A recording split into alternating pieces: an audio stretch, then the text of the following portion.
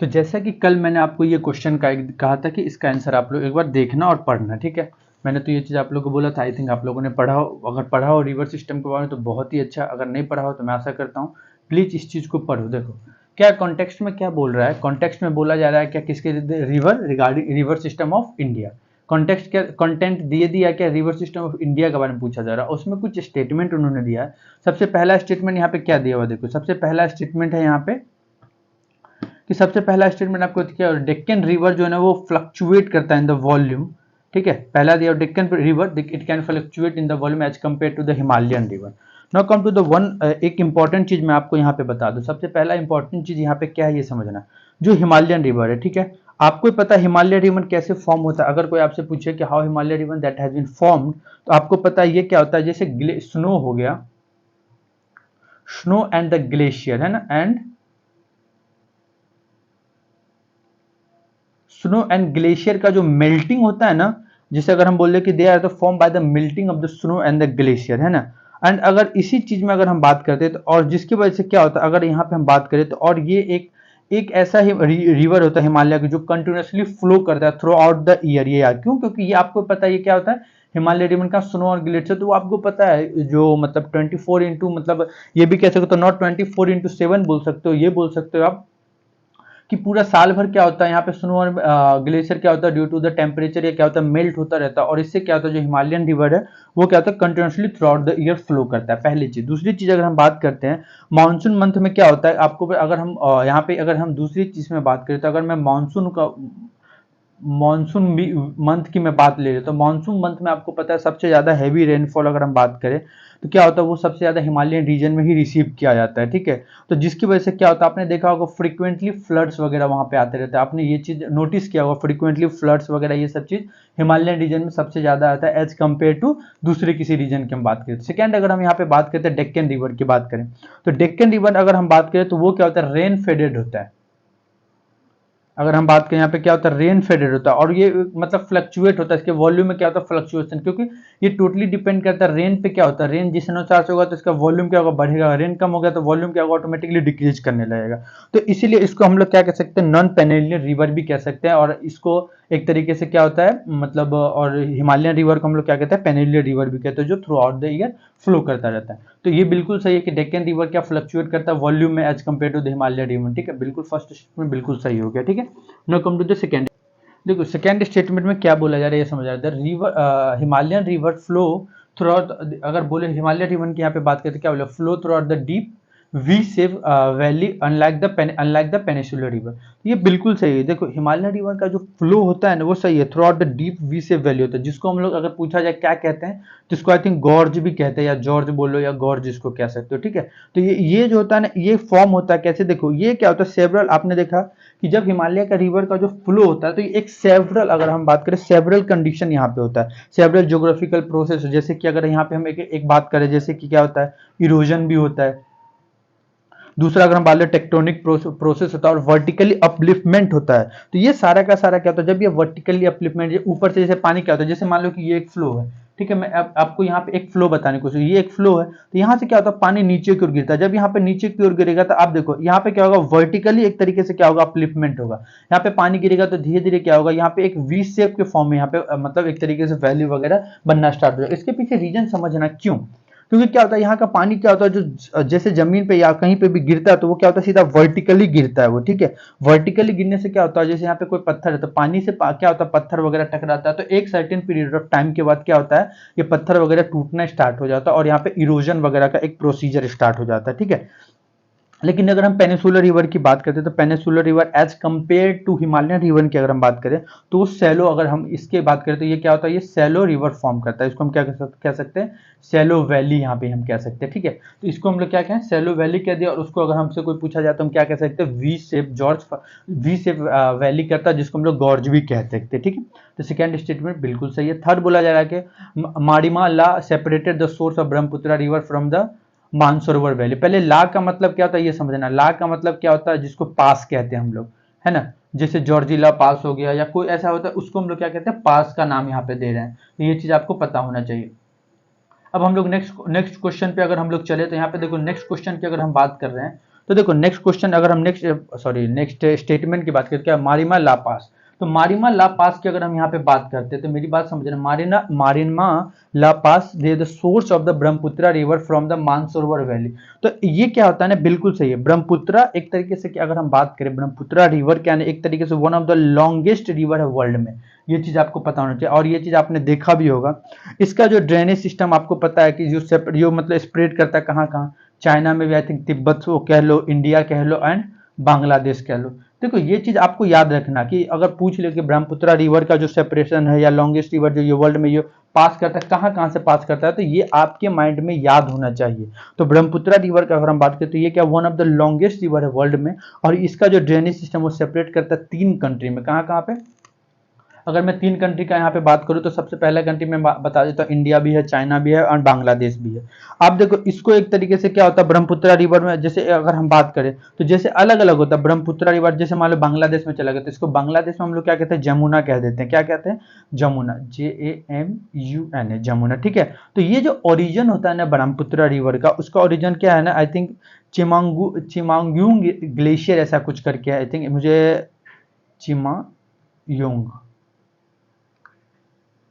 चिमायुंगडार glacier ऐसा कुछ करके एक बार आप देख लेना। चिमायुंगडार ग्लेशियर कह सकते हैं, जो कि एक तरीके से यहाँ पे ये बोला जा रहा है कि ये कहाँ पे रेंज की अगर बात करें तो आई थिंक कैलाश पर्वत, जो कैलाश रेंज है उसके नियर ये फाइंड किया जाता है, और ये कहाँ पे है, मानसरोवर लेक के पास में।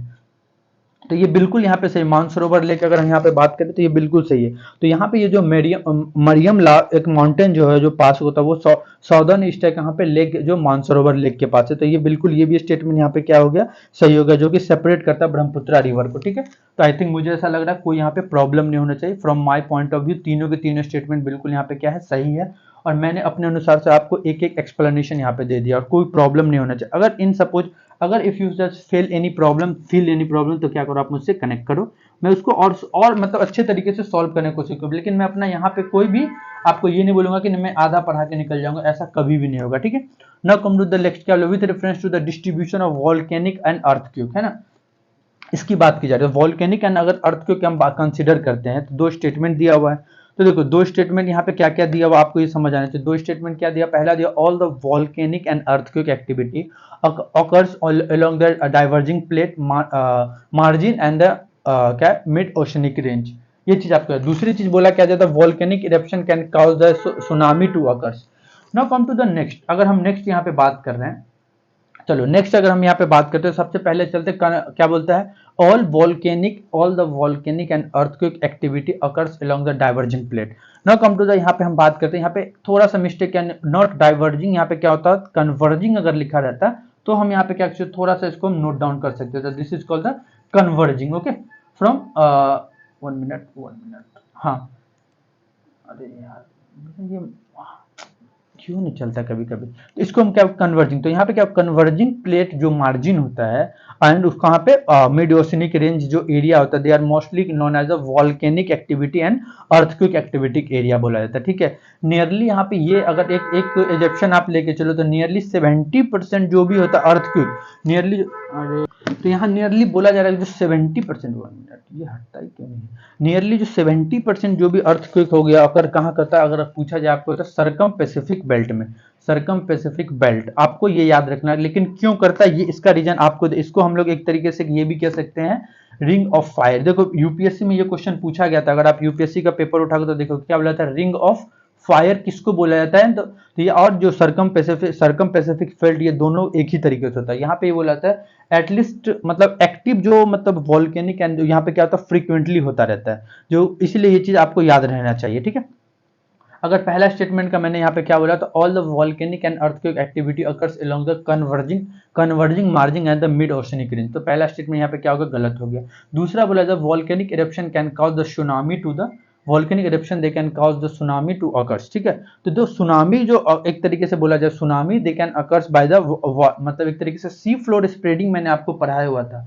अगर किसी ने वो चीज अगर अभी तक आपको जिसके दिमाग में हो तो जो सी फ्लोर स्प्रेडिंग मैंने पढ़ाया था,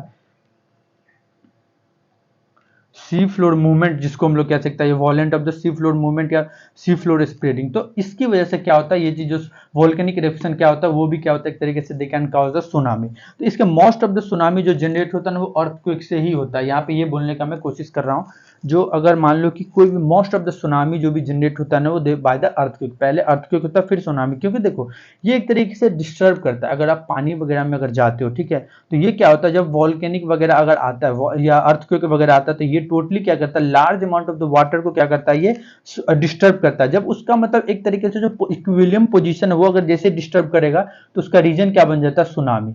आपने देखा होगा tsunami most of the time क्या होता है, पानी में ही आता है, और पानी में कैसे चलता है, ऐसे करके वो आता रहेगा। तो ये चीज आपने मोस्ट ऑफ द टाइम जो भी इंसान अगर ये चीज देखा होगा या जो चीज ये चीज पढ़ा होगा तो उसको ये चीज अच्छे तरीके से पता होगा कि ये मैं क्या कहना चाह रहा हूँ, ठीक है। Now come to the next, अगर हम यहाँ पे बात करते हैं तो जैसे उसका इक्विलिब्रियम पोजीशन अगर आप डिस्टर्ब करोगे तो क्या होगा, वहां पे सुनामी का आगमन होगा या आगमन होगा, ठीक है। तो यहाँ पे क्या होगा, सेकंड स्टेटमेंट बिल्कुल सही है, फर्स्ट स्टेटमेंट गलत है। तो आंसर जो करेक्ट पूछा भी जा रहा है क्या करेक्ट, आंसर क्या होगा B. Now come to the next, अगर हम यहाँ पे नेक्स्ट की बात अगर हम करें, हमारे पास अगर नेक्स्ट क्वेश्चन की अगर यहाँ पे बात करते थे, ठीक है। अब चलो नेक्स्ट क्वेश्चन बोला जा रहा है कि ओशियन रिलीफ। नेक्स्ट क्वेश्चन किसके रिगार्डिंग है, देखो नेक्स्ट क्वेश्चन बोला जा रहा है ओशियन रिलीफ के रिगार्डिंग है, ठीक है। तो देखो आपको एक चीज पता होना चाहिए, ओशियन रिलीफ के रिगार्डिंग कुछ यहाँ पे पॉइंट्स दिए हुए हैं, उस पॉइंट्स में आपको क्या है क्वेश्चन को फाइंड आउट करके और उसको देखना है कि ये चीज क्या है। सबसे पहले क्या जा रहा है, सी माउंट बोला जा रहा है। सबसे पहले आपके माइंड में क्वेश्चन है कि सर आपने ये तो बता दिया, तो what do mean by seamount. देखो सी माउंट एक तरीके से क्या होता है, ये एक तरीके से क्या सबमर्ज रहता है। जब मतलब वॉल्केनिक पीक्स वगैरह होता है ना, आपने देखा वो क्या होता है सबमर्ज, वो एक तरीके से ये कहने का मतलब है कि sea mount is just like the one, it is a submerged volcanic peak that has not to reach the ocean surface, है ना। ओशियन सरफेस मतलब ये क्या हो गया कि ऊपर ही ऊपर आपको वो दिखता रहेगा, ऊपर ऊपर मतलब कैसे से मान लो कि ओशियन सरफेस को रीच नहीं करता, ठीक है। तो ये क्या होता है, सी माउंट हो जाता है।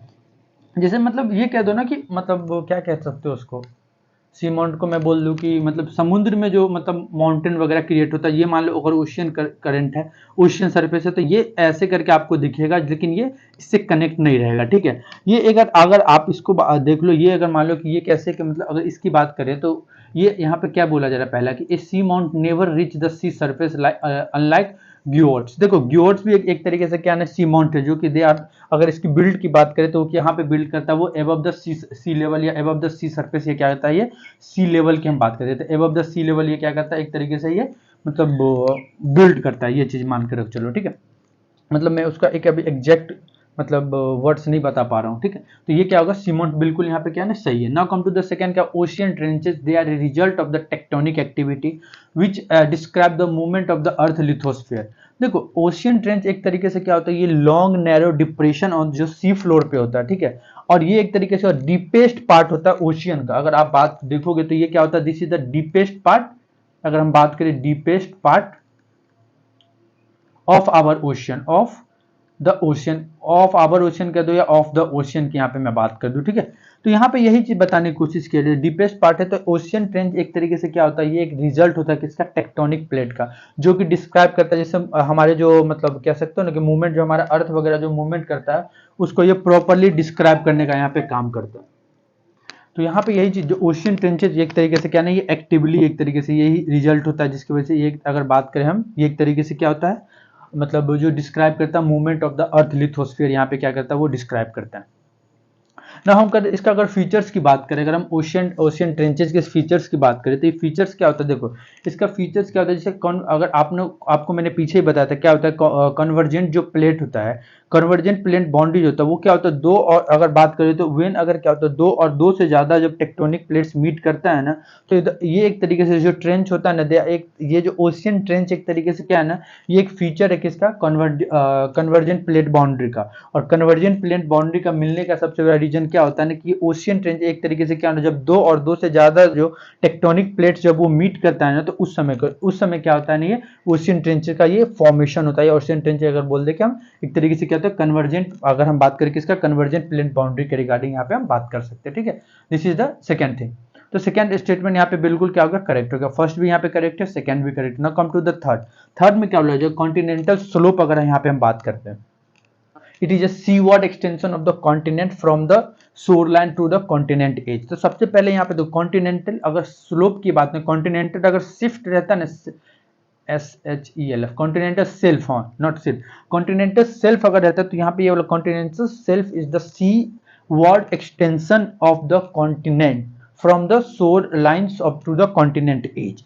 ये इसका मतलब क्या होगा, जो कॉन्टिनेंट स्लोप की अगर हम बात करें तो कॉन्टिनेंट स्लोप क्या करता है, वो कनेक्ट करने का काम करता है, किसका, continental shelf and the continental range को क्या करता है, वो कनेक्ट करने का काम करता है, ठीक है। तो ये चीज आपको पता होना चाहिए। तो लेकिन कॉन्टिनेंटल शेल्फ क्या होता है, ये seaward extension of the continent from the shorelines of the to the continental edge. तो यहाँ पे थर्ड स्टेटमेंट बिल्कुल क्या होगा, गलत हो गया। नाउ आंसर पूछा क्या जा रहा है, करेक्ट पूछा जाता है। करेक्ट कौन सा होगा, first and second.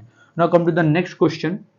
Next question में यहाँ पे क्या है ना, कुछ यहाँ पे स्टेटमेंट दिया हुआ है जो चीज आपको करंट से, अब देखो अपने पास ये क्वेश्चन है, क्या बोला जा रहा है, so son meta preference can lead to the gender inequality. तो ये सभी को सभी पता है, ये बिल्कुल सही है स्टेटमेंट, इसको तो कुछ डिनाई नहीं किया जाता। ये आप अपने आसपास में ही देख लो ना। सबसे फर्स्ट जब मैंने सोशियोलॉजी भी आपको पढ़ा था तो मैंने सोशियोलॉजी में आपको कितना एक्सप्लेन करके कोई भी चीज एक्सप्लेन किया था कि इंसान की फर्स्ट प्रायोरिटी क्या होती है, बेटा।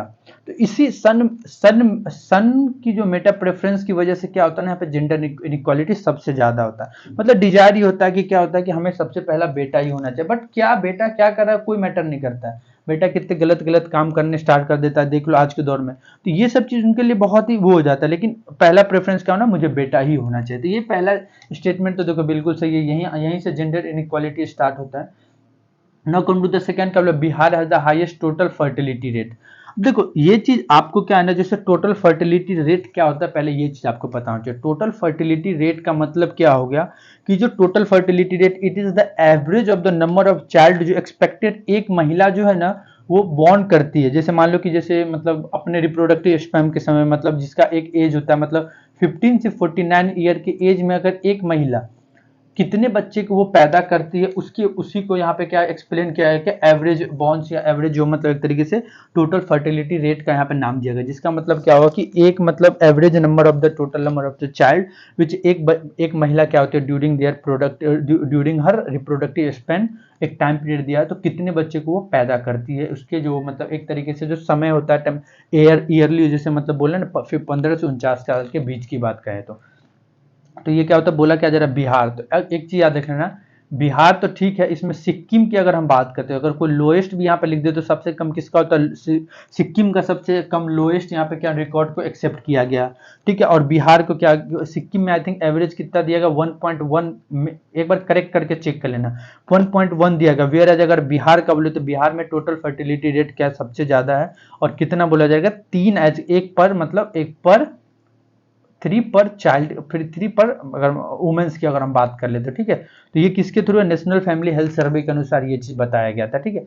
Now come to the Kerala के, बोला Kerala was the only state experience and increasing in the total fertility as per the national family health survey. तो बिल्कुल केरला एक ऐसा स्टेट है जो कि मतलब अपना जो मतलब जो उनको उनका क्या होता है, जो एक्सपीरियंस होता है जो वो increase the total fertility rate, तो ये बिल्कुल सही है, ठीक है। यहाँ पे क्या होता है वो चीज बिल्कुल सही। तो अगर आपसे कोई पूछा जाए रिप्लेसमेंट लेवल फर्टिलिटी क्या होता है, रिप्लेसमेंट लेवल फर्टिलिटी मतलब क्या होगा, जैसे यूएन डिवीजन, जैसे टोटल फर्टिलिटी रेट अगर मान लो ऑफ अबाउट 2.1, अगर मान लो 2.1 के आसपास तो कोई भी चाइल्ड वगैरह पर वुमेन्स की अगर हम बात करें तो उसको रिप्लेसमेंट लेवल फर्टिलिटी की बात करते हैं, ठीक है। तो यहाँ पे क्या होगा, तीनों के तीनों स्टेटमेंट अगर हम बात करें तो बिल्कुल सही है। अगर आपके आंसर कोई पूछे तो आंसर क्या होगा, यहाँ पे डी होगा। स्टेटमेंट यहाँ पे मैंने बताने के लिए नहीं आपको क्वेश्चन दिया था, मेन आपको दिया था कि फैमिली हेल्थ सर्वे से भी क्वेश्चन बीच बीच में आते, तो ये चीज आपको पता होना चाहिए। Now come to the next question. Next question किसमें, वेदर एंड इरोजन की यहाँ पे बात की जा रही है, ठीक है। Now come to the next question. देखो नेक्स्ट क्वेश्चन क्या बोला जा रहा है, वेदर एंड इरोजन के बारे में बात किया जा रहा है। तो देखो वेदर एंड इरोजन आपको सबसे अच्छा पता होना चाहिए, मैं इसलिए चीज आपको बोला क्योंकि आप लोग इसको पूरी तरीके से अपने लाइफ को कोरिलेट करते हो। देखो वेदर एंड इरोजन क्या होता है, वेदर एंड इरोजन एक तरीके से प्रोसेस है। ये प्रोसेस क्या होता है, इसको हम लोग अगर बात करें तो ये क्या होता है, जैसे रॉक वगैरह क्या होता है, ब्रेक डाउन होता है और वो क्या होता है, मूव करता है, मतलब अपने जैसे मान लो यहाँ पे रॉक है, ठीक है, ये यहाँ से ब्रेक डाउन होकर एक जगह से क्या होता है दूसरी जगह पे ये क्या होता है प्लेस हो रही है। प्लेस मतलब वो एक जगह से दूसरी जगह क्या होता है मूवमेंट कर देता है। तो यहाँ पे इसको हम लोग क्या कहते हैं, प्लेसमेंट, ये भी कह सकते हैं। वेदर और इरोजन में अगर हम बात करें तो कोई भी अगर मान लो कि अगर यहाँ पे हम यहाँ पे एक चीज बात करते हैं, वेदर एंड इरोजन में सबसे बड़ी चीज क्या होता है ना कि हमें ये पता है कि जैसे रॉक वगैरह, ठीक है, वो रॉक क्या होता है, टूटता है। टूटने के बाद क्या होता है कि वो मूवमेंट करता है अपने ओरिजिनल लोकेशन से, वो क्या करता है मूव करके क्या होता है दूसरी जगह पे चला जाता है। तो यहाँ पे यही बताने की कोशिश की जा रही है। तो यहाँ पे ये जो वेदर एंड इरोजन की अगर हम बात करें तो ये एक चीज याद रख लेना, ये क्या होता है जो प्रोसेस होता है, अगर हम वेदरिंग प्रोसेस की अगर हम बात करें तो वो डिग्रेड होता है, एक रॉक क्या होता है वो मूव करता है। तो लेकिन अगर इरोजन का बात करें तो वो कैरी करता है रॉक को और सॉइल को, और लेकिन उसके एक ओरिजिन एक जगह से क्या करता है दूसरी जगह पर उसको क्या करता है प्लेस कर देता है। तो यहाँ पे क्या बोला, both weather and erosion involve displacement of erosion and material, बिल्कुल गलत है। मैंने क्या बोला, वेदर का अलग काम होता है और इरोजन का अलग काम होता है। मैंने अभी दोनों चीज आपको समझाया। इरोजन क्या करता है, वो कैरी करके रॉक को और सॉइल को एक जगह से दूसरी जगह ले जाता है, जिसको हम लोग वो इन्वॉल्वमेंट की बात करें तो डिस्प्लेसमेंट ऑफ इरोड मटेरियल में इरोजन का सबसे बड़ा हाथ है। वेदरिंग का, वेदरिंग एक तरीके से प्रोसेस है, वो डिग्रेड करता है रॉक को विदाउट डिस्प्लेसमेंट या विदाउट मूवमेंट की अगर हम बात करें तो यहाँ पे थोड़ा सा आपको माइनर सा डिफरेंस है, ये चीज आपको याद होना चाहिए। Now come to the next question. Next point क्या बोला जाए, rain is an agent of the both weathering and erosion. Now come to the rain की अगर हम बात करें तो बिल्कुल सही, rain is an agent of weathering and erosion. सबसे मेन इंपॉर्टेंट अभी मैंने बताया पानी का जो होता है, तो वही बोला जो रॉक एंड मिनरल जो ब्रेक डाउन और डिजोल्व होना स्टार्ट होता है उसका सबसे, उसको अगर हम बात करें तो उसको वेदरिंग कहते हैं, ठीक है। रॉक अगर मान लो कि मतलब ब्रेक डाउन और डिजोल्व होने की बात करें तो वो वेदरिंग होता है। और इरोजन का भी मैंने बताया, उस वेदरिंग में बहुत अलग अलग एजेंट्स वगैरह इन्वॉल्व रहते हैं, जैसे कि मैं बताऊं आइस हो गया, सॉल्ट हो गया, वाटर हो गया, विंड हो गया, प्लांट हो गया, एनिमल हो गया। सबसे बड़ी बात इंपॉर्टेंट अगर हम बात करें तो वाटर इज द मेन, अगर हम बात करें मेजर इरोजन एजेंट अगर हम बात करें तो कौन है अर्थ पे, तो वो वाटर है, ठीक है। जैसे जैसे आप देखो हर जगह पे वाटर में, जैसे मान लो कि रिवर का हो गया, रेन का हो गया, फ्लड का हो गया, लेक का हो गया, ओशियन का, वो सभी कुछ ना कुछ अपने साथ क्या करता है कैरी करके लेके ही जाता है। तो ये क्या हो गया यहाँ पे वाटर की अगर हम बात करें तो सबसे ज्यादा इंपॉर्टेंट क्या होगा, वाटर हो गया। तो यहाँ पे यही चीज बोला जा रहा है। तो रेनफॉल अगर मान लो कि अगर हम यहाँ पर रेन की बात करें तो रेनफॉल प्रोड्यूस करता है different different types of soil erosion, ठीक है। तो यहाँ पे क्या होगा, रेन एक तरीके से क्या है ना प्रॉपर एजेंट। अगर आपसे कोई पूछ ले कि कौन कौन से इरोजन है तो वो भी बता देना, सीट इरोजन है, रेल्स इरोजन है, गली इरोजन हो गया, स्प्लैश इरोजन हो गया। तो ये भी एक तरीके से क्या होता है different different types of rainfall का इरोजन। रेनफॉल के प्रोसेस से कुछ इरोजन होते हैं जो ये डिफरेंट डिफरेंट टाइप्स के हैं। Now come to the third point, क्या बोला, temperature change is also an important factor for weathering. बिल्कुल सही है। मैकेनिकल अगर मान लो कंट्रीब्यूशन करता है, जो टेम्परेचर चेंज की अगर हम बात करते हैं ये भी एक तरीके से कंट्रीब्यूट करता है चेंजिंग। जैसे टेम्परेचर अगर मान लो चेंज होता है तो क्या होता है, इसकी वजह से क्या होता है रॉक का क्या होता है ना एक्सपेंशन भी होता है, रॉक का कॉन्ट्रैक्शन भी होता है। जब ठंड गर्मी ज्यादा रहता है तो रॉक क्या करता है एक्सपेंड कर जाता है, और अगर ठंड होता है तो रॉक क्या होता है कॉन्ट्रैक्ट कर जाता है। इसकी वजह से क्या होता है ना कि रॉक एक तरीके से कमजोर होने लगता है। क्योंकि देखो किसी का बाउंडेशन अगर बार बार टूटेगा तो एक समय के बाद वो क्या होगा एक तरीके से वीक पड़ जाएगा। तो यहाँ पे यही चीज बोलने की बात की जा रही है। तो इंपॉर्टेंट क्या हो गया, ये भी क्या होता है थर्ड, सेकेंड और थर्ड दोनों क्या सही होता है, आंसर क्या हो गया B. Now come to the next question. आपको यहाँ पे कोई प्रॉब्लम मुझे अनुसार से नहीं हो रहा होगा। तो अपने पास जो नेक्स्ट क्वेश्चन है वो भी बहुत ही सिंपल है। देखो ये चीज आप लोग को सबको पता होगा, प्राइमरी एक्टिविटी या सेकेंडरी एक्टिविटी या इकोनॉमिक्स अगर आपने पढ़ा हो तो उसमें आपको पता होगा, ठीक है। तो सबसे पहले क्वेश्चन, अगर प्राइमरी एक्टिविटी सेकेंडरी एक्टिविटी की अगर हम बात करते हैं तो वो चीज आपको, एक सेकेंड, प्राइमरी एक्टिविटी, हाँ प्राइमरी एक्टिविटी सेकेंडरी एक्टिविटी की अगर हम बात करते हैं तो वो चीज़ आपको क्या है ना पता होना चाहिए। तो सबसे पहले हम लोग बात करते हैं क्या, प्राइमरी एक्टिविटी की बात करते हैं। बोला क्या जा रहा है कि primary activity includes animal husbandry, forestry, fishing and manufacturing. देखो सब कुछ तो ठीक था बट उसने गलती यहाँ पे क्या कर दी, मैन्युफैक्चरिंग लिख दिया। ये तो सेकेंडरी एक्टिविटी में आ जाता है ना, माइनिंग एंड क्वेरी। तो अब हम एक चीज बताते हैं, आपको पता है कि डिफरेंट क्या होता है टाइप्स ऑफ द ऑक्यूपेशन होता है स्ट्रक्चरली। तो पहला क्या होता है प्राइमरी ऑक्यूपेशन, दूसरा क्या होता है सेकेंडरी, तीसरा होता है tertiary. Now come to the primary activity. Primary activity में क्या होता है वो इंक्लूड करता है क्या, ठीक है, एनिमल हस्बेंड्री होता है, एग्रीकल्चर होता है, अगर हम बात करें फिर फॉरेस्ट्री होता है, फिशिंग होता है, माइनिंग होता है एंड क्वेरिंग भी होता है। लेकिन अगर हम मैन्युफैक्चरिंग की बात करते हैं, this is called the secondary activity, जो इंक्लूड करता है मैन्युफैक्चरिंग इंडस्ट्री हो गया, बिल्डिंग हो गया, कंस्ट्रक्शन का अगर हम बात करें तो कंस्ट्रक्शन का काम हो गया। टर्सरी में आपको पता है सबसे बड़ी इंपॉर्टेंट क्या है, जैसे सर्विस जो प्रोवाइड कराता है, जैसे ट्रांसपोर्टेशन हो गया, कम्युनिकेशन हो गया, कॉमर्स हो गया, मतलब कॉमर्सिस हो गया या एडमिनिस्ट्रेशन हो गया, और अदर जो सर्विस डॉक्टरी का काम हो गया। तो सारा का सारा जो होता है वो प्राइमरी टर्सरी एक्टिविटी की बात की जाती है। यहाँ पे थोड़ा सा माइनर एक्टिविटी की वजह से क्या होगा ये गलत हो गया। नेक्स्ट बोला जाए, इन the northern hemisphere frontogenesis happens in an anti clockwise. तो देखो एक चीज बताना, what do mean bye frontogenesis. तो आपको बता दो एक प्रोसेस होता है जो फॉर्म करता है फ्रंट को। तो सबसे बड़ी चीज आपको पता है what do mean bye front. तो फ्रंट क्या होता है ये समझना, और द फ्रंट एक तरीके से क्या होता है, दो डिफरेंट एयर मास क्या होता है वो मीट करता है, ठीक है, किसमें एक बाउंड्री ऑफ जोन में क्या करता है वो मीट करता है। जब वो मीट करता है उस प्रोसेस उस जोन मतलब जोन में जब वो मीट करता है तो उस जोन के बीच के जो मीट करने वाले को हम लोग क्या कहते हैं, फ्रंट कहते हैं, ठीक है। तो वो जो फ्रंट होता है तो उसको हम लोग क्या कहते हैं, फ्रंट की अगर बात करें तो अगर कोई पूछे क्या होता है तो then the two different air masses meet, ठीक है, एंड द बाउंड्री उसकी वजह से एक जोन के बीच में होता है, boundary zone between them is called front, ठीक है, ये चीज आपको पता होना चाहिए। और उसी प्रोसेस को कहते हैं, जो फॉर्मेशन ऑफ द फ्रंट के जो पूरा प्रोसेस होता है उसको हम क्या कहते हैं, फ्रंटोजेनिस कहते हैं। तो अगर जब आप पढ़ोगे कभी आगे तो ये ज्योग्राफी जब पढ़ रहे हो तो आपको पता होगा तो देयर आर द चार टाइप के क्या होता है, फ्रंट होता है। पहला क्या होता है, कोल्ड होता है, दूसरा क्या होता है, वार्म होता है, तीसरा क्या होता है, स्टेशनरी होता है, चौथा क्या होता है, ऑकुलेट होता है। लेकिन एक चीज याद रख लेना, ये ऑकुलेट बहुत कम टीचर्स बताते हैं, ये चीज आप देख लेना, ठीक है। लेकिन ये चार टाइप के होते हैं, क्या हो गया, कोल्ड हो गया, वार्म हो गया, स्टेशनरी हो गया, ऑकुलेट हो गया। तो यहाँ पे जो question in the northern hemisphere की अगर हम यहाँ पे बात करते हैं, ठीक है, तो नॉर्दर्न हेमिस्फीयर की अगर हम बात कर रहे हैं तो नॉर्दर्न हेमिस्फीयर की अगर हम यहाँ पे बात करते हैं तो यहाँ पे क्या बोला, in the northern hemisphere frontogenesis happen in an anti clockwise direction. तो देखो नॉर्दर्न हेमिस्फीयर में फ्रंटोजेनिस हैपन क्या होता है, एंटी क्लॉकवाइज डायरेक्शन में होता है, ये बिल्कुल सही है, ये चीज आपको पता होना चाहिए, ठीक है। तो ये आंसर यहाँ पे बिल्कुल क्या हो गया, सही हो गया। Now come to the next, अगर हम यहाँ पे नेक्स्ट बात करते हैं, frontogenesis happens in an anti clockwise direction, ये बिल्कुल यहाँ पे सही है, ठीक है।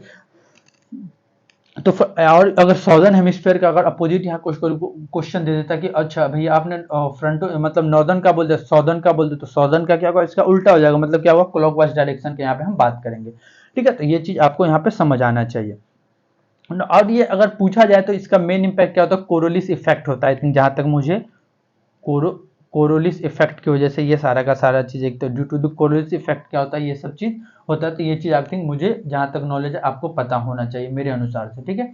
Now come to the next question, अगर हम नेक्स्ट स्टेटमेंट पे बोले तो क्या बोला जा रहा है, the shape of bay along a coastal land can magnify the intense of the tide। बिल्कुल सही, शेप ऑफ द बे अंदर जो मतलब एस्चुरी, बे और एस्चुरीज दोनों लेके चलते हैं along a coastal land they can also magnify the intensity of the tide। ये बिल्कुल यहाँ पे सही है, क्योंकि देखो जब ओशियन टाइडल वगैरह की अगर हम बात करें तो वो क्या करता है, एक तरीके से हीट करता है वाइडली, किसमें, कॉन्टिनेंटल मार्जिन की अगर यहाँ पे हम बात करते हैं, ठीक है। तो ये चीज आपको पता होना चाहिए। तो यह क्या होगा, सेकंड भी सही है और थर्ड भी सही है, फर्स्ट क्या होगा, गलत हो गया था, आंसर क्या होगा, B, first second and third, ठीक है। Now come to the next